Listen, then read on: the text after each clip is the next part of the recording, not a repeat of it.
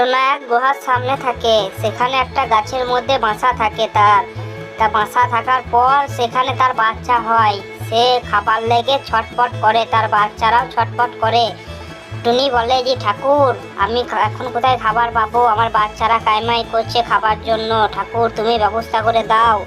সে তার ঝুড়ি নিয়ে খাবার আনার খোঁজে যায়। সে খাবার আনতে আনতে আনতে আনতে রাস্তা শেষ হয় না। সে ঘরের উপর দিকে যায়। সে কার কাছে যায়? সে একটা টোনার কাছে যায়। সে টোনার কাছে যাওয়ার পর সে টোনাকে দেখে যে একটা বাসার মধ্যে টোনা সে বসে আছে। সে বাসার কাছে যেয়ে টুনি টোনার কাছে বসে। সে বসার পর দুজনের মধ্যে এমন আলোচনা করে যে বলছে যে টোনা দেখ, আমার তো বাচ্চারা খাবার লেগে কাইমাই করছে, আমার তো খাবার লেগে বাচ্চারা কাইমাই করছে, কোথায় যাবি বল এখন? দিয়ে ওরা দুজনাতে টোনা টুনি ওরা উঠতে থাকে। উঠতে উঠতে বলছে চল বন্ধু, যেখানে পাবো খাবার সেখানে খাবার নিয়ে আসবো।